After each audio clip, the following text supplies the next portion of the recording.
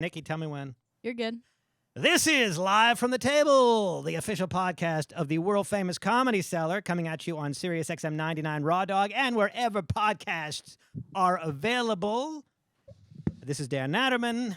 As you might know, if you're a regular listener, I'm with Noam Dworman. Hello, He's Dan. the owner, the proprietor of the world-famous Comedy Cellar, the ever-expanding Comedy Cellar, soon to be coming to a former McDonald's near you. And we have Periel Aschenbrand with us as well. She's the show's producer. She is an on-air personality. Hola. Things evolved. It wasn't originally the plan, but that's how it is now, and that's it. Anyhow, by the way, we have Mike Vecchione coming. He's going to talk about a special, among other things. But speaking of specials, I was offered a special of sorts. There's this company. They're working with Comedy Dynamics. To be honest with you, I'm not sure who they are. My manager called me up and said, yeah, they want to pay you X. It's not a bad little paycheck to do 30 to 55 minutes, and they'll own the video, and they'll try to find a home for it. And they're doing it with like 10 or 11 comics, mostly geriatrics like myself and some others in my age bracket and even older, which will be taping at the end of June. So I God bless them. I don't know how they're gonna recoup their money, but that's not my concern. But What's the name of the company? You know, I really don't know, but they're working with Comedy Dynamics. I think Comedy Dynamics is going to try to stream it or something. I really don't know the details. My manager just told me the kind of broad strokes. That's Volks Weiss, right? Yeah, we've had him on. Yeah, I like him. And I think he did Mike Kaplan's. So if they're involved, I mean, he did Zarna's new okay. special. So, but yeah, there's about 10 or 11 of us, and most of us are old. Okay. Renan Hirschberg, I think, is the youngest one that's doing it. As far as He's not old. First of no, all, I said he's the youngest one, but the rest of us are like 50 and up. No, but the youngest one could be 49. He's in his 20s, right? Or No, early he's in his 30s. 30s. Up. no, Early Renan. 30s. Maybe early 40s at most. Early think he- 40s? No, I don't think he's so, in but his mid-30s. Mid-30s. I I think like mid-30s. 35. I think mid-30s. I'm so excited for you. And I just can't. Go ahead. Just can't hide it. So so that's it. I'm felling. Well, we'll see. I mean, I'm so excited. better than a sharp for you. stick in the eye. The question is, What is what wrong? do I call it? So I thought maybe dansplaining. No. Say la vie. Nattersplaining is better. Well, dansplaining rhymes with mansplaining. I know, but nattersplaining. Say la vie. Say la vie. Say la vie's not. Just that- because I'm a well, French yeah. person. Say la vie is I'm terrible. not a French person, but I have interest. Say la vie's not. Listen. All right. What about chat AI generated special or No. human intelligence generated special? No.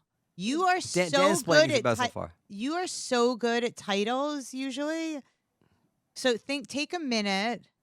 And I mean, I'm not sure really- the title really matters. No. You know, fucking Mulaney called his baby Jay. I mean, what the hell is that? What does Well, that even have to do with anything? What do you mean? It comes from.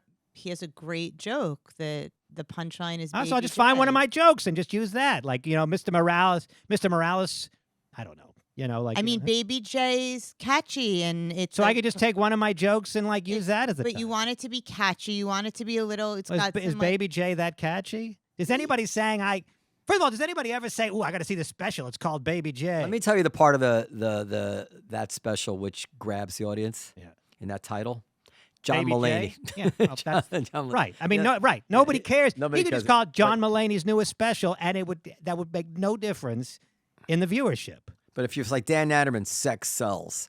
That might get you viewers. Like All right. I see. I You see want- where you you're going. I want see a where you're going catchy with that. title. Okay. Sex sells. Yeah, I see where you're going. So just bait and switch, in other words. sex with my cousin Sheila, something like that. Yeah. All right. I'll sex, put some sex thought. sells is good Good now. Good thought. But he doesn't have anything about sex in his act. Well, it's a bait Yeah, and he switch. does. It's a bait and switch. He has the whole bit about Mr. Morales. No, the I- master of the bait and switch. Yeah.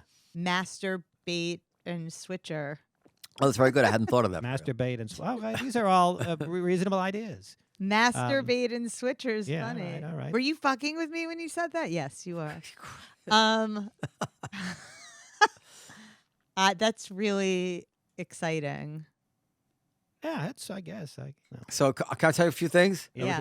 We got Noam. There's a fucking story in the New Yorker about these fucking thought criminal dinners that we do at the cellar. We do that are done at the cellar. I'll just for the people who don't know what that is, just a brief explanation. So there's a story in the cellar in the New Yorker. It's called "The Party Is Canceled." There's a woman named Pam Paresky who's very nice, who holds these gatherings of her friends.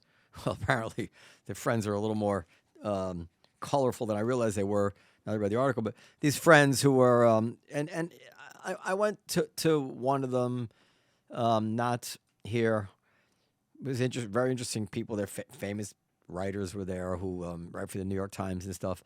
I don't want to say their names, and so after a pleasant experience with that, I said, well, you could do it at the Olive Tree whenever you want. So they've been doing the Olive Tree. I don't think I've gone to any of them at the Olive Tree. Maybe I sat for a few minutes at one of them, and meet various people. Like I said, a couple of them are prominent. The other people I don't know. So they're doing the New Yorker doing a story about it, and so I said, oh, sure, I'll talk to them. So I said, yeah, I like to have debate at the club.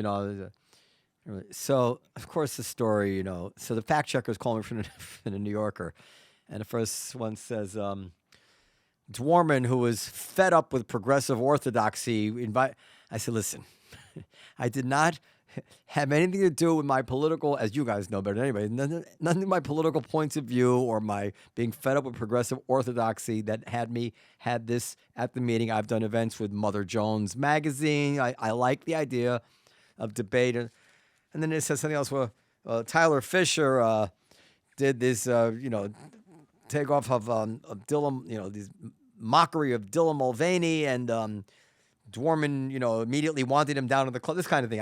That's not exactly the way it was said because I don't remember, but that was. I said, listen, I need to speak to an editor here, and we just want to make sure. And it says that Creedence Clearwater Revival is playing on. Oh, yes, that's right. Creedence. Well, what about Creedence? They wanted to fact check that Creedence was actually the music playing in the fucking Olive Tree, So I said, listen, I really need to speak to an editor or the writer here. Yes, we'll get you in touch with the writer. And I said, listen, I have nothing to do with these people, not necessarily because I disagree with their politics or anything. It's just not the nature of my involvement here. The nature of my involvement is, as I said, Provide a venue. What? Just provide the venue. I like to have interesting conversations going on in the Olive Tree. I couldn't care less whether it's right wing or left wing, and I wasn't drawn to them because of any kind of being fed up with progressiveness. As far as Tyler Fisher goes, yes, he did this mockery or parody. Although it's interesting, like when SNL does a vicious parody of someone else, they don't call it a what do they call it? What the hell did they describe? I have it here. What was a crude mockery of Dylan Mulvaney, which I guess is a fair way to put it, but it's obviously also dripping with a political point of view about it. So I said, I didn't even.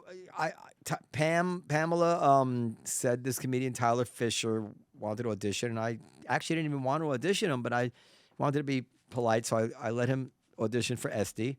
He was great. He's not doing any crude mockeries of Dylan Mulvaney in the club. Not that I would care if he did, so long as it didn't turn the audience off. It depends how you do it. Crude mockeries don't necessarily go over, but clever mockeries will go over. Anyway, so I'm probably overreacting, but the whole article is, the article came out that the fact checker indicated they would call me, but they never called me, and they did change it a little bit. But no matter, so it turns out a lot of these people that she has at the thing have been canceled for certain behaviors that I don't know anything about that stuff. Again, not that I would care. I don't make the audience, the customers in the Olive Tree, provide a background check. If somebody wants to have convene a political conversation with ex-cons or whatever, I don't care. But that's not my involvement in this. And of course it sounds like it is. But the thing that kills me, and I'll never get out from under this, it's not the thing that kills me, one of the things that kills me. So I'll read from the article. Most often, the group meets at the Olive Tree Cafe above the Comedy Cellar in Greenwich Village. The Olive Tree is a bit of a scene for dissidents. Now, I don't know. Is that we say that's accurate? Are we a scene for dissidents? What's a dissident? I wouldn't characterize it as such. Well, what does that mean to you? A scene for dissidents?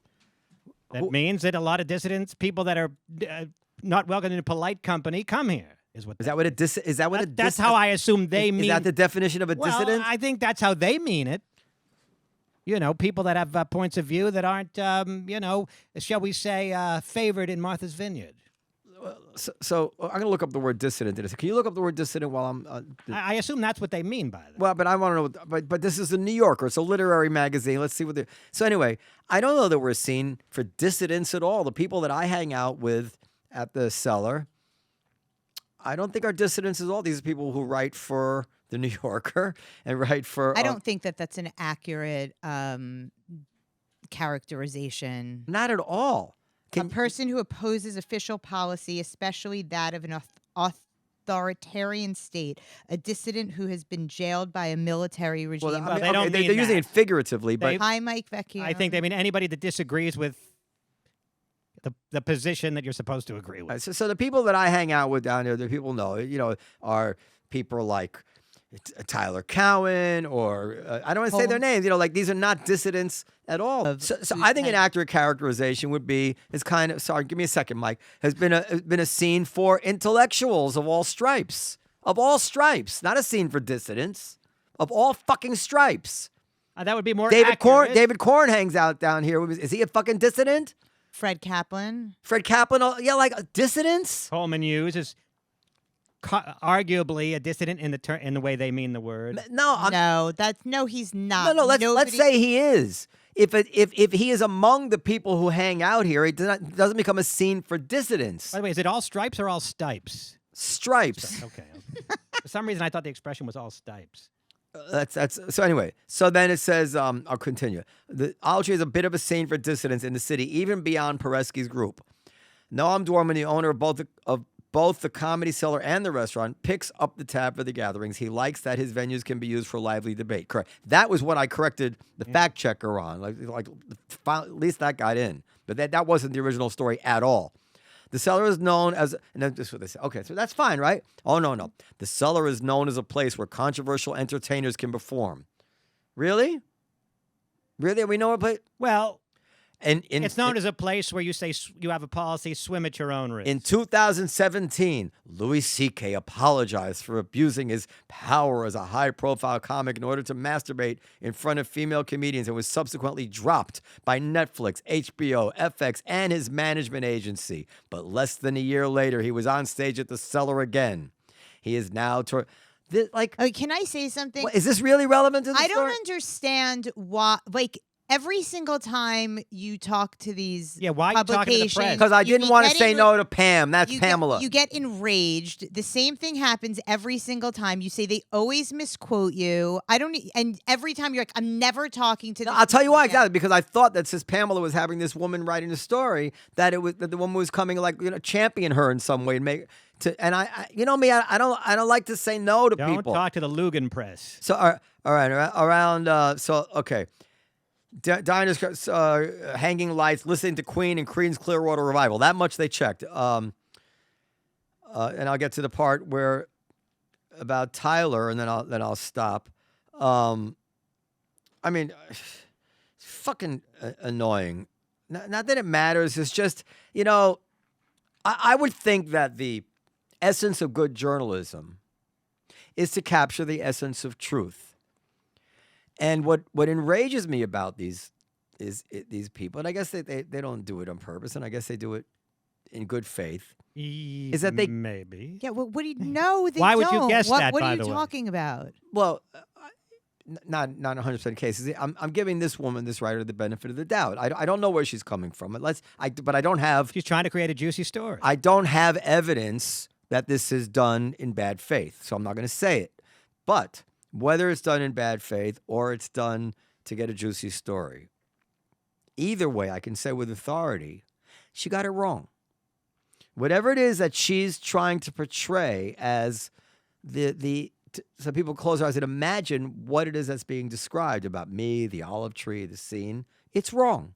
That's the fucking long and short of it. It's flat out wrong. And anybody who's involved in this place would know, you didn't quite, swing and a miss. Mm-hmm. Yeah, he does like some of those people, but you don't understand what the olive tree is. They love having liberal writers there. They love it's not about the dissidents. It's about the debate, but they won't exclude the dissidents, which is not the same thing.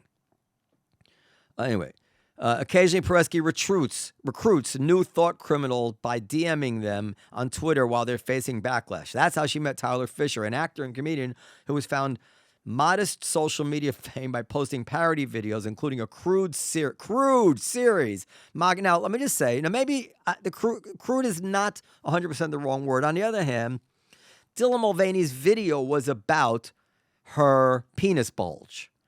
So, in some sense, the crudeness is a constant in that story. You're mocking someone, a public figure, a quite famous public figure now, who's doing something about penis bulges.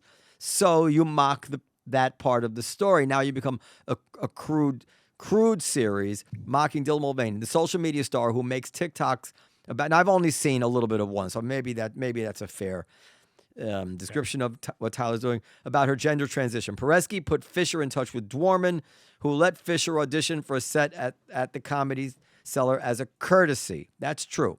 Fisher performed well and now does about 15 shows a week in the venue in between sets. That's where he gets really upset. I was there. He swung by the thought criminal table upstairs.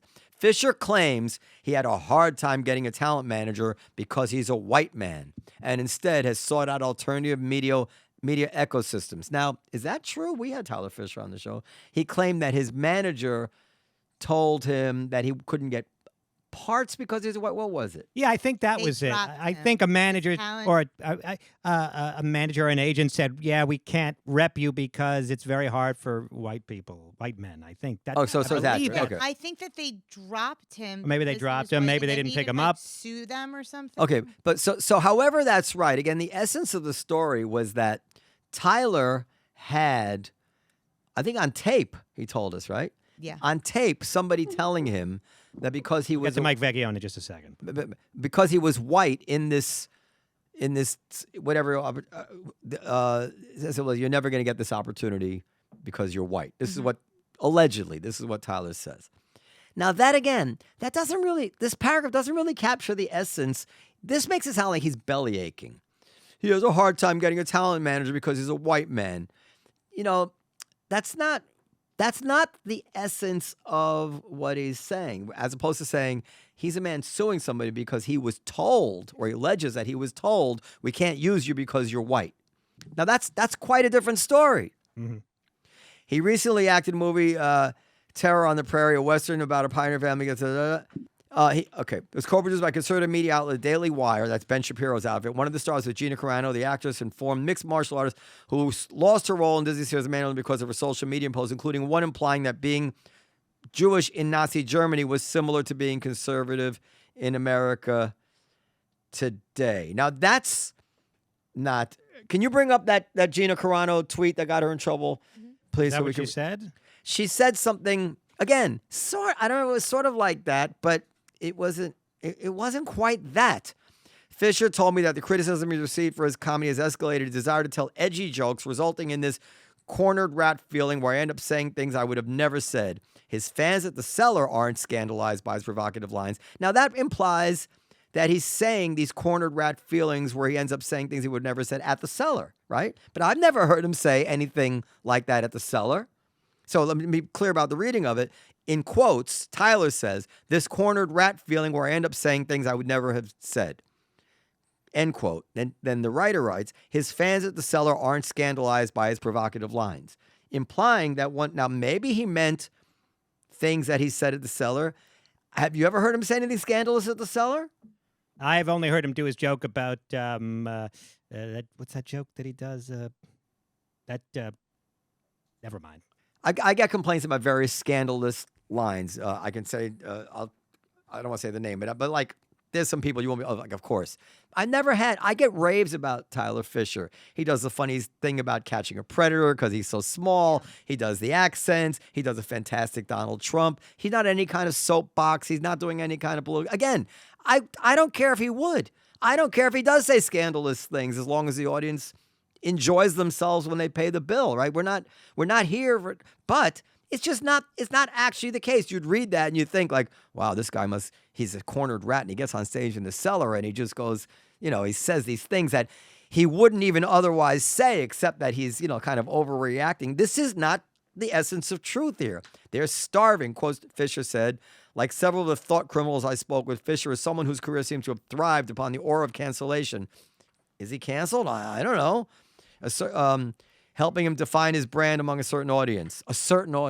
Canceling this guy doesn't seem to be working. He's blowing up. Okay. So, and then there's other things here about apparently some of the people that come to these things have been accused of improprieties or whatever it is. So, whatever. I didn't know any of that. That's really probably not fair of me. It doesn't imply that I knew that. But, and again, like I said, I don't really care. It's not that I don't care. It's not my place to judge people who come to eat in a public place. They're not incarcerated. You know what I mean? Like, whatever. But that's another matter. I just wish that if I'm important enough to a story that people want to write about me, I wish that it would Well, it would convey the. I don't know any. Did you find it, Nicole? I don't know any. You're talking about the Nazi one, right? Gina Carano's Nazi tweet. Then Then we'll get to Mike Vecchione. I'm sorry. So she Mike, wrote. delay. This is what Gina Carano wrote. Now, how did she? Let me describe. Let's read it. And I haven't read it yet. The writer encapsulated it as such. Because of her social media posts, including one implying that being Jewish in Nazi Germany was similar to being conservative America today. Maybe that's fair. Jews were beaten in the streets, not by Nazi soldiers, but by their neighbors, even by children, because history is edited. I'm sorry. Periel, can you stop? I'm working here, okay? All right, I'll start again. Jews were beaten in the streets, not by Nazi soldiers, but by their neighbors, even by children. Because history is edited, most people today don't realize that to get to the point where Nazi soldiers could easily round up thousands of Jews, the government first made their own neighbors hate them simply for being Jews. How is that any different from hating someone for their political views? That's roughly accurate. I think it's roughly accurate to what they said. Let me read what she got. She said, no, I don't think it is, Dan. Well, what did she say precisely? Implying that being Jewish in Nazi Germany was similar to being conservative America today. No, what she's implying is that the polarization that is going on today, the way we're coming at people we disagree with, is dehumanizing these people, making it easier for us to hate them. First you hate them, and then you can do what you want with them. But it's really not. I mean, you can say that it's not an outright misrepresentation in some way of what she said, but it doesn't capture the essence of what she's saying. She's saying, don't realize that to get to the point where Nazi soldiers could easily round up thousands of Jews, the government first made their own neighbors hate them simply for being Jews. So what she was responding to there is a way that, people are, I guess this is old. I don't remember what the particular catalyzing event was for that, but the way people are being hateful and encouraged to hate people essentially because they voted for Trump. That's what it was. And, we had famous cases where journalists described people as rubes and toothless and these kinds of the Trump supporters and this sort of thing. And there is this kind of dehumanization, not so much of conservatives, although these people tend to be conservatives, but the deplorables. That's really, everything that comes under the rubric of the deplorables. This is what people are railing against. And so she's saying the government first made their own neighbors hate them. When Biden said, when Biden said about the Georgia voting law, is Jim Crow on steroids. And when he said that the governor of, when Texas didn't want to have masks, he says they're Neanderthals. Remember these kind of things. These were the kind of remarks that she's responding to. Not about being conservative, like, I'm for lower taxation and less regulation. That's not what they're talking about. It's not about conservatives. It's about what I'm describing. And so, again, is that really what Gina Carano's coming? She's talking about the fact that people are being encouraged rather than to engage with ideas, just to hate people on the other side. How is that any different from hating someone for their political views? So that's. No, but she does spend most of the paragraph talking about Jews in Nazi Germany. I mean, I don't think it's an outrageous mischaracterization of what she's saying. I think it's reasonable, if not 100% precise. Well, except that I don't think being Jewish in Nazi Germany was similar to being a conservative in America today. Does anybody think that? Does anybody think that being Jewish in Nazi Germany was similar to being conservative? Would any crazy person actually say that? Well, no. What she's saying is that she's making an analogy. I understand, but I see it as a reasonable. I don't think you know. I don't think you know. Can we get to Mike? Yes. Okay, Mike Vecchione. We're sorry, Mike, for the delay, but we had okay. important stuff to get to. But here he is, Mike Vecchione. When did you guys move from the back table to upstairs? And I would like people at home to read this article, and please email us at podcast@comedycellar.com and let me know if you think I'm being uncharitable. I want to make sure to be fair to the writer. She doesn't have an easy job. It's not an easy job to write about people. They're always going to complain because everybody wants like a hagiography. Everybody wants to look like an angel in the story that somebody writes, and that's not to be expected. And I'm not asking to look like an angel. I just don't feel that it captures the truth of the matter. Okay, go ahead. Yes, Mike Vecchione is with us. Speaking of people that are blowing up, we talked about Tyler Fisher. We have here Mike Vecchione. Well, to piggyback off what you were saying, though, as a white warrior who's worked here for years and years, no, I have a YouTube special out called The Attractives, and it's over 1.2 million. So we're doing well. Wow, and, congratulations. It was Yeah, produced by Mike's dear friend, somebody that I probably have said 10 words to in over the course of my life, but Right. but a dear friend of Mike's, Nate Bargatze. Nate Bargatze was kind enough to direct it and produce it in Direct and produce. association with 800-Pound Gorilla.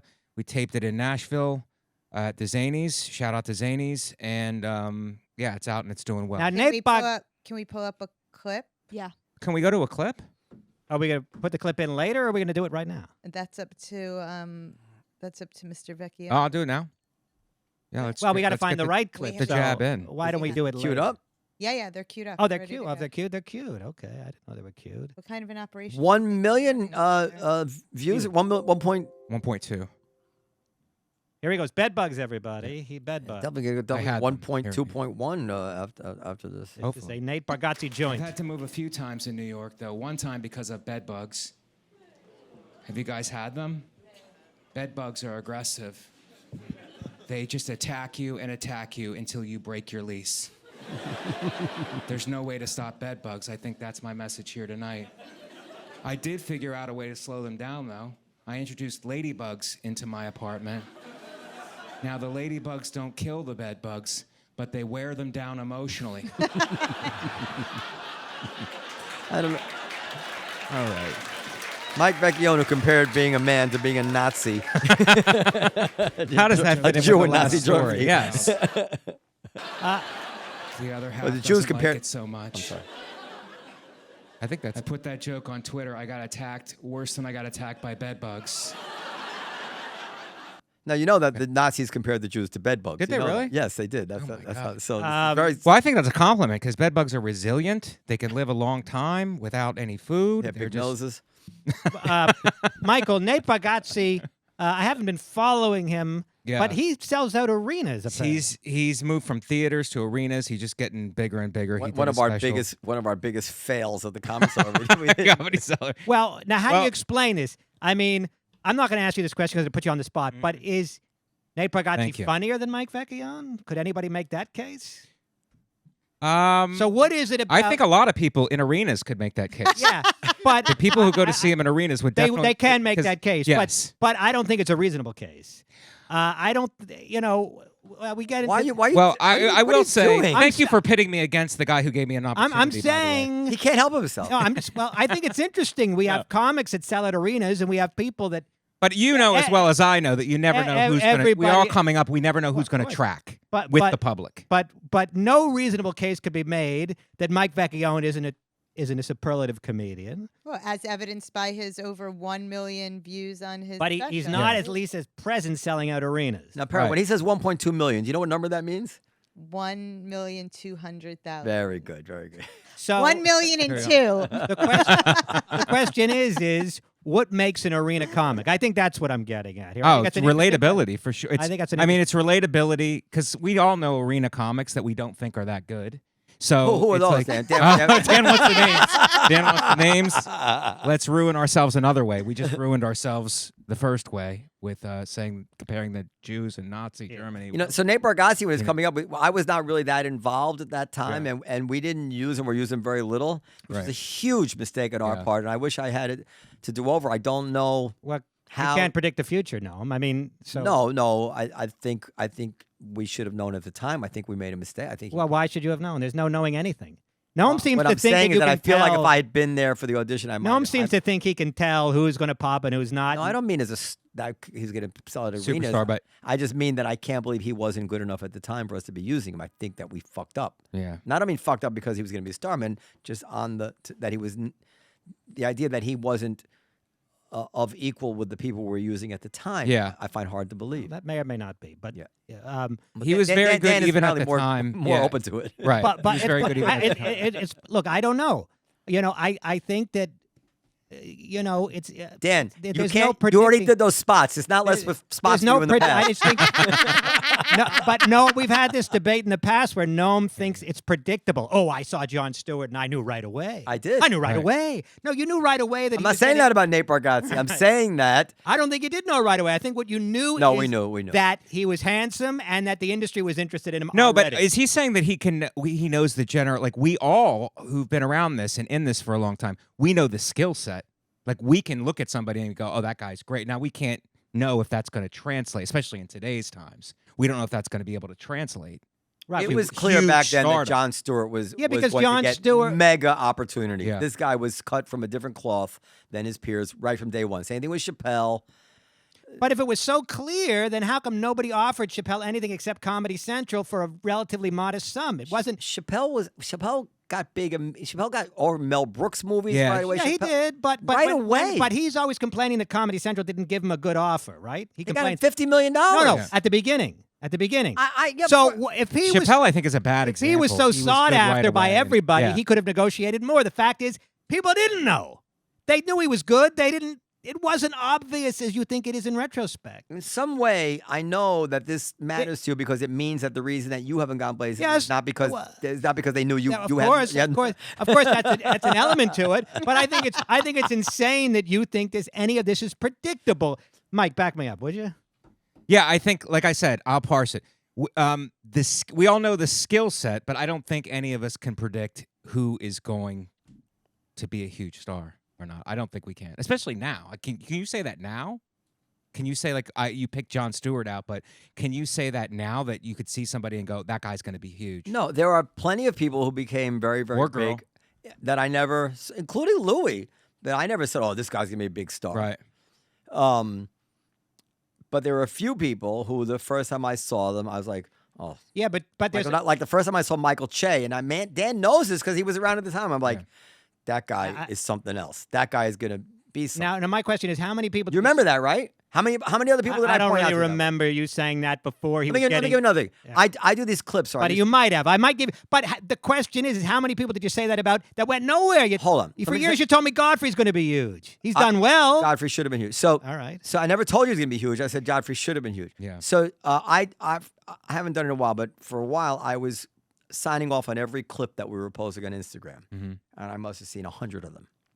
There's only one that came across me that I commented to the guy. I said, "This one I think might go places." It was Jay Jordan doing this thing about having the birthday party for the dog or whatever. Right. It's just one. It immediately took off. Had millions of views. I don't know. Right.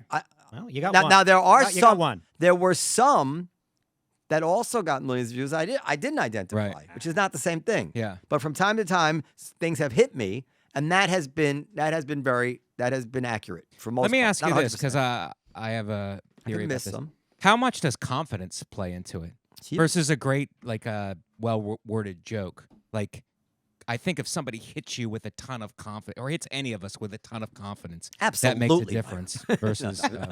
Okay, well, now you take my joke that Louis said. Now, it doesn't mean he's right, but he said was his favorite joke. It doesn't mean it's the world's best joke, but Yeah. my Mr. Morales joke really went nowhere when I posted it. It was good when Louis did it. You know, and even when Louis posted it, I mean, it's not. I mean, it's hard to argue that there are jokes that are better. So what am I Yeah. missing? Am I too old? No, it's a fantastic joke. Me, I me, think me, that- me, me. I think no, seriously, Dan's one of the best. He's unbelievable. He's a great comic. And I think the difference is it could be as simple as he posted it Tuesday at 4:00 instead of Thursday at 1 p.m. It could be that simple. No. Yes. No, Mike's right. No, he's Mike is right. Yeah, and if you talk to anybody No, who he's has, not. yes, he is. And if you talk to anybody, as we have, who has had great success on any of these platforms, they will say the exact same thing that Mike just said. That's why they say. Well, I keep think it's posting. part You have of to it. Keep I think it's posting part every of it. day. I There don't know. is an algorithm. I Like don't- it's not just like in the ether and let's see what the funniest joke is. Why are you shaking your head? Because I don't believe that's right. Dan's joke was funny, but first of all, it was a little bit sophisticated. That's another thing. It can't be too sophisticated. You're going to miss a lot of people if it's sophisticated. Dan's jokes are very it's sophisticated, well written. So if it's not general enough, then you're going to lose a lot of people. It's a bit sophisticated and a bit clever, and it's not typical of the type of jokes that go. Shouldn't even call it the type of jokes. It's not about the jokes. It's about the performances. It's not typical of the performances that go viral, and it's really your performance that goes viral. The joke is a vehicle is a tool for the performance, but it's the performer, in my opinion, which goes viral. Well, that could be. Yeah, Interesting. I could see that. Yeah. That I mean, could- likability. You're talking about likability. You're talking about Charisma, likability. Yeah, confidence. charisma, You yeah, say, yeah. it's the whole. Well, how the much whole do you thing. think youth plays into it? There's that guy. Youth is part of Youth and attractiveness. There's a guy. What's his name? Matt Rife. Are you familiar? Yes. Okay, Matt so Rife. I haven't seen his stuff. He may be quite good, but he's got millions, and he's a Millions. very young, Yes. chiseled-looking guy. So how much were he a 50? I mean, I guess he couldn't tell those jokes to the 50-year-old man, but say he looked like a young Dan Naturman. Okay, so would he have millions of followers? Probably not. And also, what seems to go viral is if you can make a point, whether it's a good point, a shallow point. Like Mike Yard had that thing about what was it? The candles, selling the candles. Oh, yeah, Big yeah, can, yeah, big yeah, can. yeah. Yeah. Which was It's a great one. It's a yeah. great joke. It was a great joke and kind of political and Mm-hmm. timely and the kind of thing people would send to each other because it pertains to the conversations they've been Right. having and the things in the news and whatever. So it's like Right. it's If you like can be you send it to your friend to controversial- make a point. Yeah. Right, you're controversial. Yeah. Well, maybe I'll put up my abortion joke. We'll see how that does. Yeah. Controversy is a big thing. Also, you have to be conscious. I was so wrapped up in joke writing and meticulousness. It's like, how is the audience feeling while they're watching you? That's a big thing that I never thought of before. It's like, how are they feeling? How are they receiving you? How does it make them feel to be in the audience? Because everybody's egoic and everybody's looking at things from their own perspective. They're walking in with their own ego, so they want to feel a certain way. So it's not about your meticulous jokes so much as it is how you're making them. So how? So can you give us an example of Well, how? I you go on the road. I see Nate on the road, and now I've stopped watching him. He's brilliant, brilliant hour. But I'm watching the crowds react to him. I'm watching them react to him, and they are just. It's like he has this southern draw, and he's slow and telling a story or what, and they like that. They like those trimmings. You know what I mean? But then he's a great joke writer also, so that. They're already laughing at his presentation and his stage presence, but then he gets to the joke and they're just like blown away by it because it's the performance is great. They're wrapped up in it. He's so likable. They love him. And then the joke hits them on top of it. And they're like, at this point, they're doubled over. So and he's doing it all clean. How are you in integrating that if you are into your act? Are you? I'm learning from that. I'm like, oh, this is not about what I thought it was about. I'm like in my notebook, drinking coffees, like trying to work at. I'm still trying to get the jokes the way that I want them and how they hit all the way through. But it's like, no, how are you making them feel? Like, how are they responding to you? But we're all getting laughs, and we're getting gut laughs, and we're getting, we can all tell the difference between a joke that's a jab in, a little bit of a laugh, and then hitting them hard. We all have that. But like on the road when you're headlining, what's their overall experience when they're sitting there watching? Has anything changed in your act? Yeah, I'm less joke to joke orientated. I'm more about trying to write jokes about topics now, and then hitting all the jokes within the topic. It's easier to do an hour that way anyway. You're not piecing things together so much. I suggested Dan do that like 4 or 5 years ago. Yeah. Well, except that my act, it's got to be integrated into my act. I can't do a joke about my cousin Sheila or my Mr. Morales, and then just kind of. I mean, like I have a style. I know. I think that what you're missing, and we talked about it before in Aruba. A catchphrase. Well, I never learned. I had a catch. Well, he's referring to a catchphrase. Louis Schaefer years ago told me I needed a catchphrase. He says Dan Naturman funny, but Dan Naturman nobody knows who Dan Naturman is. Louis Schaefer, I'm the not gay guy. Louis Schaefer, not gay. So I came up with a catchphrase called. I figured, what about I never learn? And so I tried every joke I tried to write about like I never learned. So I tried to, but I did it for like a week and then I gave up. It's a good idea. But I was it's a great idea. But, and every joke we like, so my cousin Sheila came over. I never learned. So that's good too. But also, Dan is a bright guy. Yeah. And he's capable of doing a little bit longer form presentation. Yes. But you have to have the confidence. Well, but also. I'm in the middle of a sentence, Dan. Finish your sentence. You have to have the confidence, I believe, I'm not a comedian. No. To sit through those longer periods without getting a laugh, where you start sweating bullets. Am I losing them? Or do they think I'm boring? Or you need that constant reinforcement. But I go through this in music, and I go through it even in interviews sometimes. I noticed in this interview I did recently, I cut sentences off because I know my internal monologue is like, I'm going on too long. Right. Let me take an extreme example.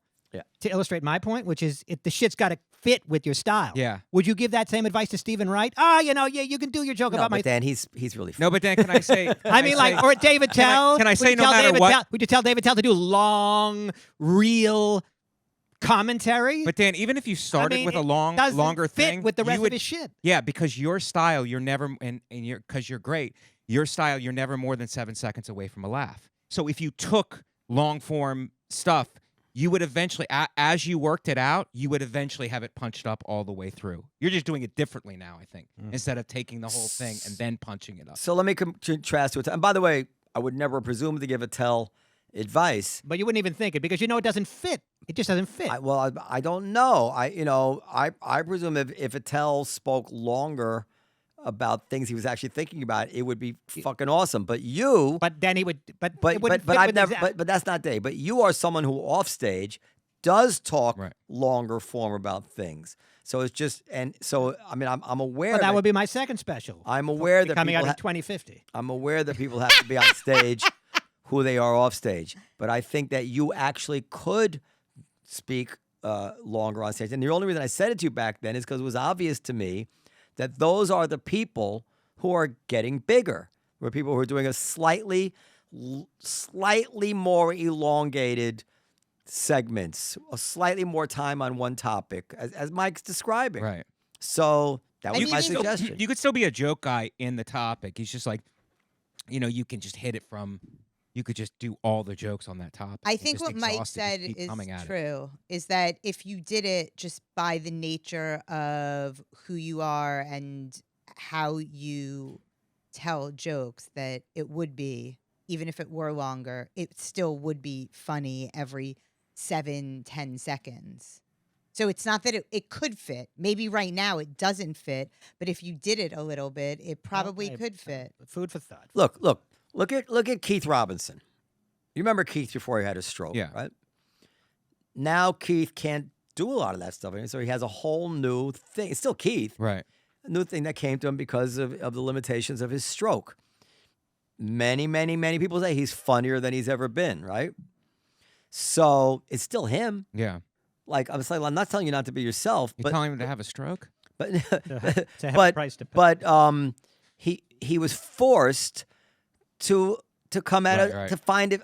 Okay, I can't do it that way. Let me see. It's like a pitcher who he loses his fastball, so he becomes a knuckleball pitcher. Like, you don't know, but you can do that. Yeah. Try it. Well, Neil Peart. I mean, I don't know if you're a Rush fan. The Rush I guy, enjoy Rush. Yeah. Well, he learned to play. He was playing one way his entire career, and then he completely flipped and learned an entire different. He's passed on now, but an entirely different style. It's like Rocky, Arguably the like greatest. Rocky, where he ties, goes southpaw, whatever. Yeah. By the way, I did have a similar experience. I saw for the first time Marcello. Yeah. Okay. You mean Marcello. Marcello Hernandez? Yeah, Is it yeah. Marcello or Marcello? I think it's Marcello. I think it's Monticello, but Marcello. So Marcello. I believe so. Yes. Marcello? Is it Monticello or Monticello? I don't Well, actually, there's one in upstate New York, and then there's the Virginia. Monticello So I think it's. is Monticello in upstate New York. But Jefferson's Marcello. house, I think his name is Monticello. Marcello. I'll roll. I always thought it was Marcello, but Hold on. what about Marcello Mastroianni? Is it? So, hold on. Anyway, Marcello Hernandez, a very young. Pronunciation is brought to you by pronouncenames.com. Okay, we're waiting. Nabokov. Marcello. What is that? Okay. Well, that doesn't mean she's right. It also doesn't mean Well, that. it's quite a haughty way to present yourself. How to pronounce Marcello? Well, do you watch SNL? How is he presented on SNL? However he pronounces it. Like, of course, sometimes people with names in other languages, they anglicize their pronunciation. Anyway, Marcello like Hernandez. I have a waiter who works for us now. But his name is Ivan, but I presumed because he was Spanish. I said, do you pronounce your name Ivan? He says, yeah, but it's fine. Yeah. Ivan's fine because he made that accommodation because he knows that most Americans are going to say Ivan. Question: does Marcello's mom call him Marcello? She probably calls him Marcello, but we don't know. And in any case, And he was a young, handsome guy. He's on SNL. so I He's saw funny. him, and I said to I think it was to Juanita, like, wow, this guy's gonna go places. So turned out he's already on SNL. Yeah. But I didn't know that. Right. Like I didn't realize it was. Like this was like wow. Like Well, he's young and he's handsome. you're not just young and handsome. You okay. Ali Wong. And he's I remember saying Ali Wong, like, holy fucking shit. Look at this woman perform. well, but would a white Ali Wong have done? I don't know why I'm saying that you're like I saw her like no, I couldn't guarantee you she's gonna become a star. Right. But it was notable above all the notable, like of all the people killing, she went on and it was like the rafters were shaking. You noticed that. Now it's true she might never become a star. I don't know, but it's not like I thought she was one of 30 people who were killing like that. She wasn't. How much does audience response matter? I mean, It's huge. Yeah. What else is how there? much- but what if somebody's up there doing it's complete nonsense, but they're murdering? What do I Yeah, well, doesn't Noam care. doesn't care. He doesn't give a shit. I let you as long as the perform. audience- But not only does No, that doesn't happen. I mean, you might think it happens. No, it Oh, doesn't. It It- happens. I can guarantee you it happens. Stuff that's just absolute, utter nonsense. nonsense to you. Nonsense to you. This is like Wait, what does that mean? That's so snarky. What does that mean? because for musicians He's- are often the last people to get when someone's great because they can't take it in without resorting to their own like checklist of what it means to be good music. What is it? They Well- can't just take. They just can't. So this is where like my father was guilty of it. He couldn't accept because he knew Dylan. He couldn't accept that Dylan was this great artist. To him, Dylan was this guy who couldn't sing, played a lousy harmonica I'll give on you- the fucking stoops of McDougal Street. I'll give you an example from my own act. Yeah. I did a joke here a couple of weeks ago. I talked about how I'm I'm surprised you're coming back to you. Go ahead. well, fair point. I told a joke about how I downloaded a meditation app, and there was an English person, and there was an Australian person, and there were people like from the Mid-Atlantic. I said, but you'd never want a person from the Bronx. Yeah, we talked and about this. Yeah. it kills. It's garbage. That joke is shit. Why is it shit? I laughed as soon as you said it. It's easy. It's derivative. There's a million other people doing jokes similar. Right. It's crap. Yeah. But So no, you don't agree that there's a skill set at play here? There's a skill set at play. But it works every frickin' time. It enrages him. This joke has been enraging him since he first started telling it. And it's so funny, too. But it's easy. It doesn't require skill to write. Marginal skill to perform. It's easy. It works. It's shit. How many times? Mr. Morales, that's a good joke. It's brilliant. Mr. Morales is fucking brilliant. Yes. But how many times do I have to tell you that you don't need to make your life as difficult as humanly fine. possible? Yeah. Fair point. But Noam is saying that you can't kill with nonsense, and I'm saying you certainly can. Noam doesn't think that joke is nonsense. I don't think it's nonsense. You're right. And by the way, that's a lot better than some of the shit I've seen around the corner. Listen, you're right that it's not. You didn't reinvent the wheel on that joke, and I guess you're right that it's in a certain way Derivative.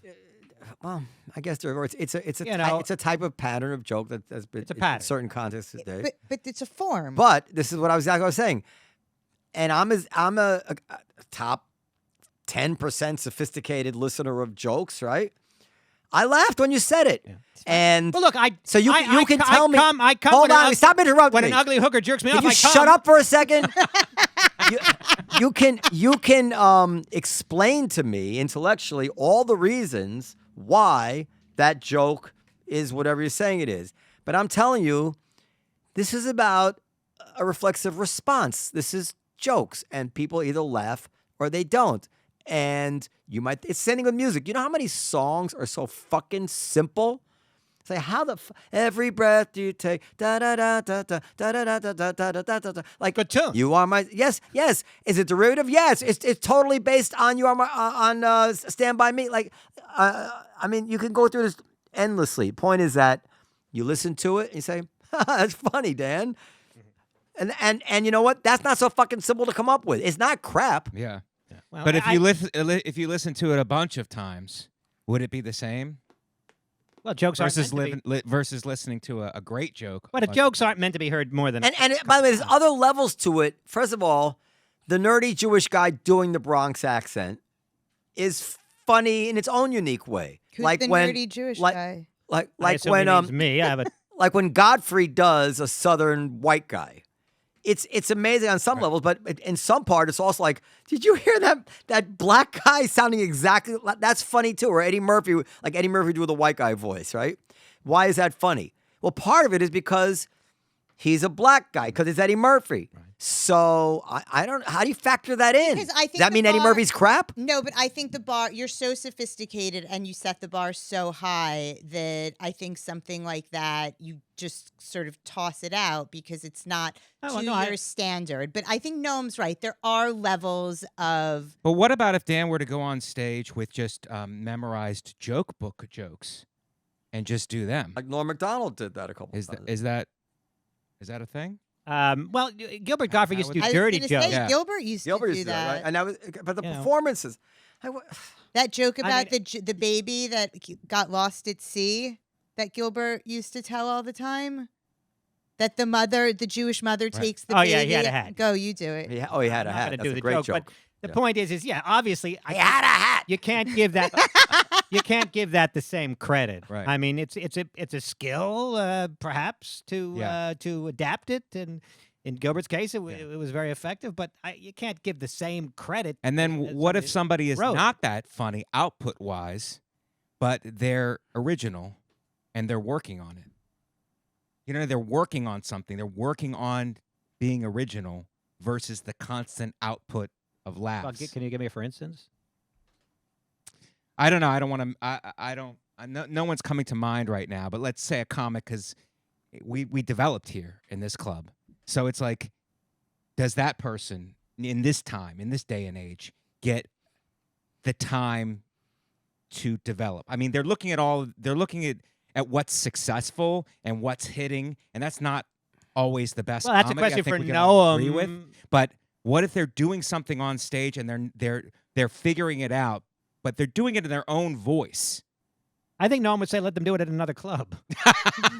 Let's look at Dave Attell. Now, Dave Attell is so fucking funny. I know he's got to be a hero of yours. Right, he is. That from time to time, Steve Fabricant, outside Steve, Yes.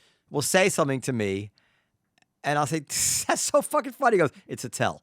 So meaning like the words on the page of Attell are brilliant, Yes. which you can't say for every comedian. Right. Just the fucking words on the page are brilliant. However, the performance is fucking brilliant Yes, too. it is. I mean, and so and I don't know how to separate the two. Yeah.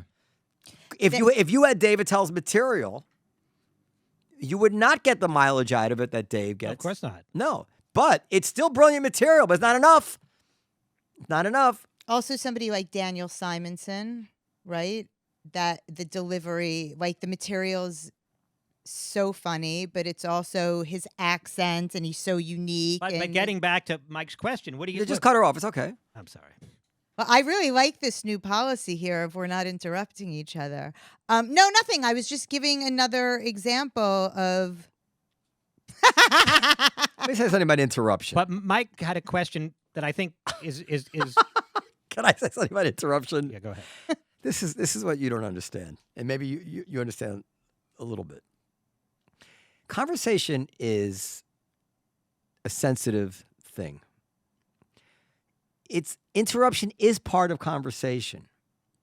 Sensitive interruption which is based on clarifying what somebody said, maybe disputing what somebody said, as opposed to interruption where you're basically just dismissing what's happened and to turn it to something completely different is a different kind of interruption. Or you're not listening. You're just talking to hear yourself speak. Or the frequency with which you've been interrupted, or your sense for how important this particular moment is to the other person. How far are they about to make there's a lot of fucking nuance that goes into interruption, which people will simplistically say, you shouldn't interrupt. No, of course, everybody interrupts.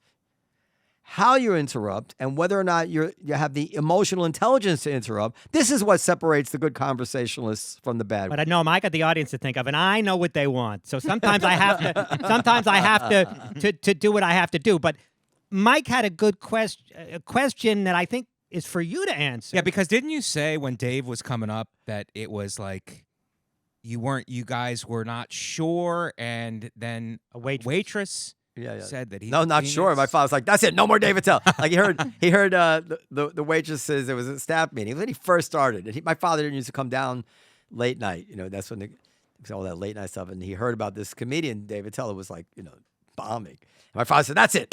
And Julia, the waitress, who I'm still friends with, who was my father, she was extremely funny. My father had extremely high regard for her intelligence and opinion. He said, "No, Manny, you don't understand. He's a genius." Now, this is interesting, going back to your other thing. Do you know? She was sophisticated enough. She got him. She never said anyone else was a genius. Right. She saw it. And my father said, hold off on that. Because he knew that if Julia said she was a genius, that there's got to be more than meets the eye here. I love that. Yeah. But in a very short time, it emerged. So are there any comics that you would give that consideration to? You love what they're doing, but they're not killing that hard, and you would say, but you know what, they're onto something, or you would say, yeah, we do that from time to time. It's not as easy as it once was because we don't have the vibe of a late night, low pressure show where the audience, like the closest I guess we come to it is like New Joke Night, where at least the audience is somehow gotten the kind of disclaimer of the title of the show that you can't expect them to be all winners. Like the people are going to be working stuff out. Right. So they come into it with that kind of thing. Late night comedy used to be like that. People understood this was late night, like going to see a jam session. But if you go to see, if you pay $50 at the Blue Note and you see a jam session, like, what the fuck is this? But if you know it's a jam session, so we don't really have, and that's something that's been worrying me for a long time now.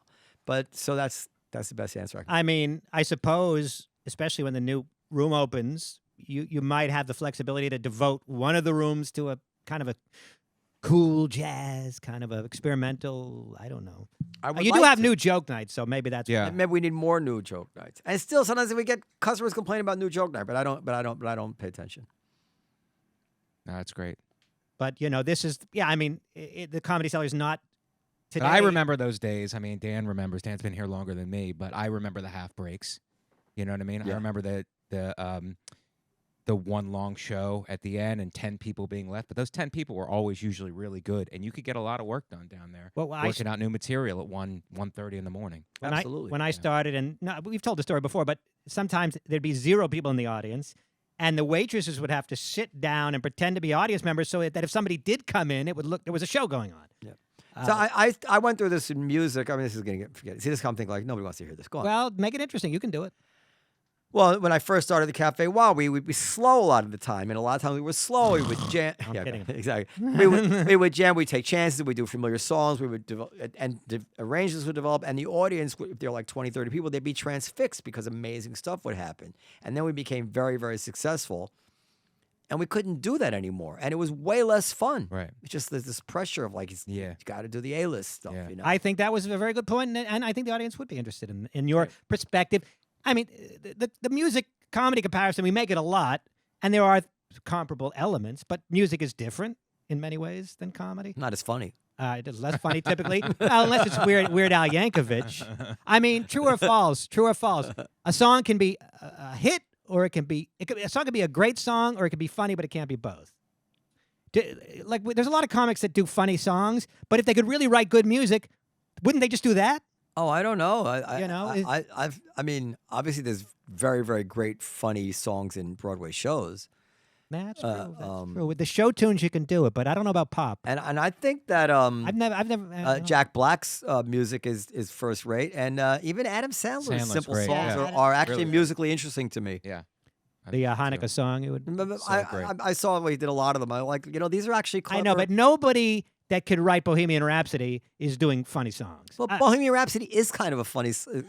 Well, you're not laughing. I mean, it's they're not laughing, but it's Unless you're watching Wayne's World.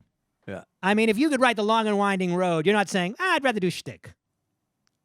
Shtick, no. But you're right. Broadway show tunes can be both, funny and melodically interesting. Yeah. And maybe that's because that genre of music lends itself to that. But I don't see it in the world of pop music. I mean, funny songs are novelty songs, like, what's the matter, you? Hey, it's not so bad. No, that's a different thing altogether. Yeah, you're right. But there are some. Harry Nilsson has some funny songs. Who's Harry Nilsson? You mean? I can't live, living is without you. That's a great song. He has funny songs. Living is without you. I saw Mike looking at the time. Are you pressed for time? No, we're almost done anyway. I'm here to. Well, why don't we ask Mike a few more questions? We about his should. special? Yeah, Mike's special. No, I want to hear about his personal life. And this is a great time to go to another clip. His We'll go to another clip. I'm going to cut. We have them another in. clip? Yeah, we do. Let's hear the other clip. But Go we're on. going to also Let's hear cut the them clip. in. I'll have. No, let's hear it now. Boxing, everybody. I started again. We got no sound. I don't hear anything. So this is a time where if I were Robert Kelly, I would just like make the producer cry. But it can happen to anybody. Bling bling. Okay. I'm a huge boxing fan. I love all kinds of boxing. And I was watching this one fight. It was a female fighter, and her brother was the promoter. And they were interviewing her, and they're like, how did you start fighting? And it's a tragic story. She goes, when I was young, I watched my father hit my mother. I was too weak to do anything about it, so I learned to fight, and it never happened again. I'm like, wow, that's pretty powerful. Then I thought, but the brother, the promoter, grew up in the same home. So he must have saw the same thing and thought to himself, I can sell tickets to this. Now, is that a true story? Yeah, I did watch boxing. Yeah, I did watch something like that. Yeah, happen. Because now there's a bunch of I'm a huge boxing fan. I go to the Garden anytime, like Lomachenko or somebody's fighting, and yeah, they have female fight cards on there now. What was the thing you said recently? Like, it was so funny, but if someone made it up, it was actually genius. What was that? I was talking about Mulaney's special. I was saying Mulaney's special. The point I made a couple weeks ago, I said Mulaney's special was at a minimum an excellent special, maybe even more than excellent. But it was genius if he made much of it up. I mean, some of those stories were amazing. Right. So to me, it's like more impressive to make shit up. Yeah, everybody wants authentic. Everybody. And now wants authentic is they more say that- interesting, yeah, but they say authentic, but I mean, nobody will ever know, and Right. So as far as we know, it happened. Yeah. but Yeah, you could just tell people. we it's- didn't. Right. But I, if I were interviewing Mulaney, I would ask him that question. Now he might not tell me the answer, but that's the question I would pose to him if we were. Oh, he would tell you. Yeah, he probably. But that would be. I would be most interested in knowing how much of that shit was exaggerated or made up. Did you see the special yet? No. Oh, I haven't seen I don't know if you're going to see it or not, I but want to see it. he has some stories that are like, that's the craziest fucking story I've ever heard. Mm. I think they're all true. really.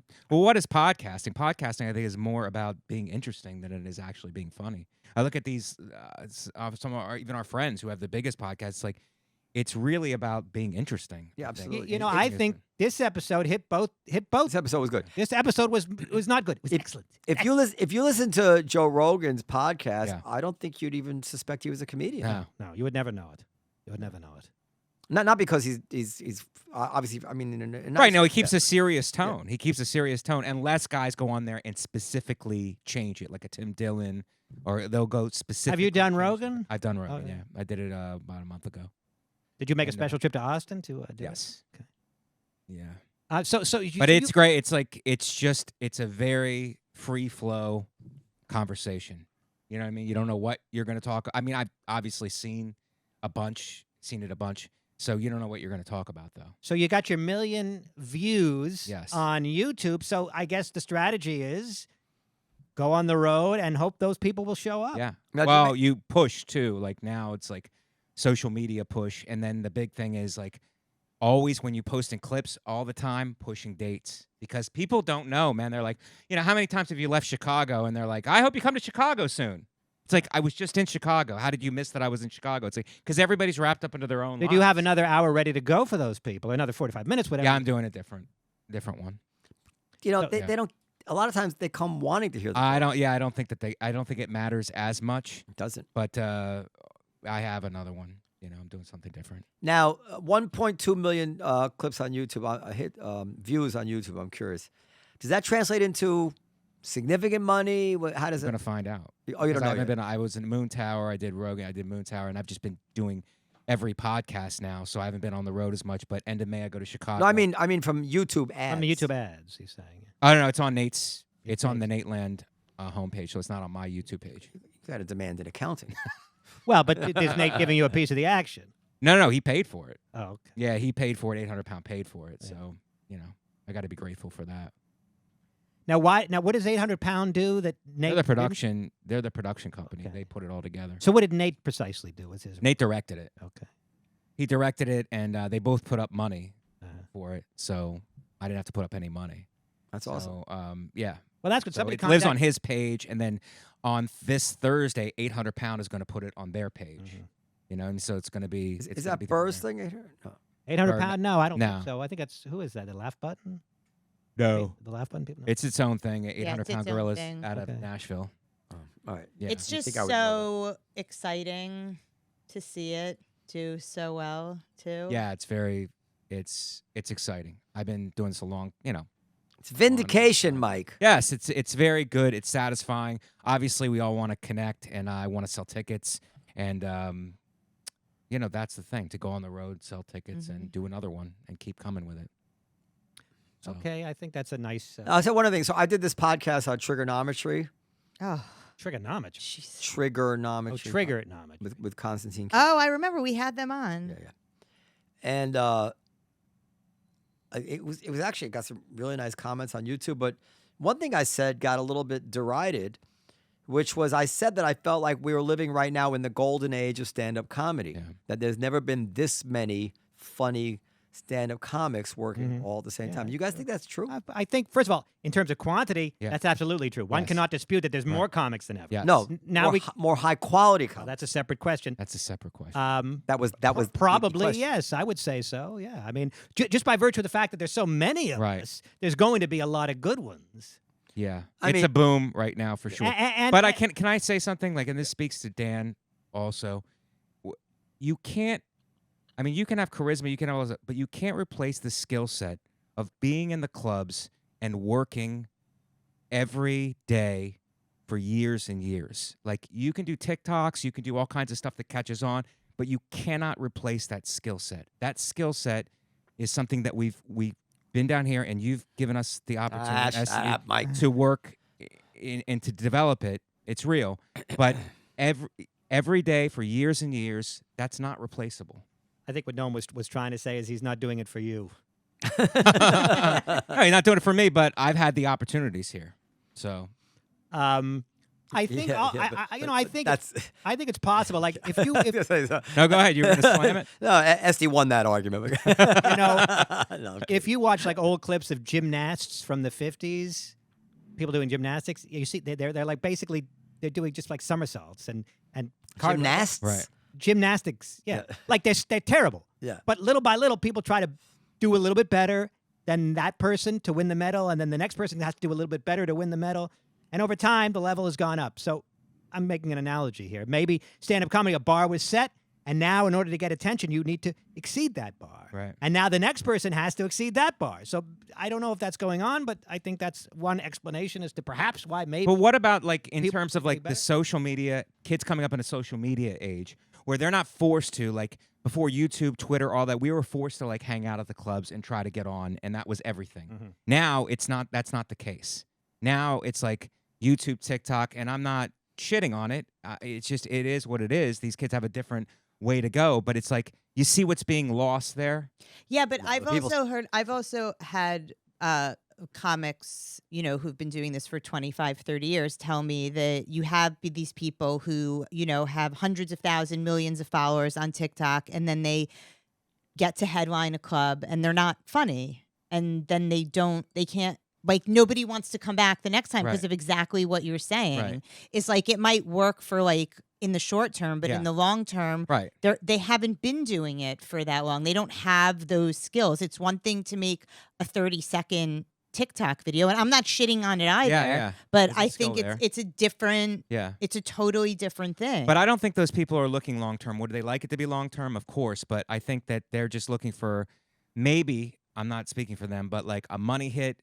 As many money hits as you can get, maybe parlay it into a show, maybe parlay it into something even more money, and then cash out of it. I don't know what you do after that. Maybe you think of something else, but you don't have as much invested as we have invested. Right. We got to wrap it up. Okay. I have to go. Great show. Thank you, Mike Vecchione. His special.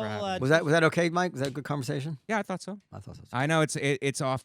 You guys are usually political, or do you guys oscillate? Well, we oscillate. We oscillate. The Attractives, directed and produced by Nate Bargatze, an 800-pound gorilla, available on YouTube.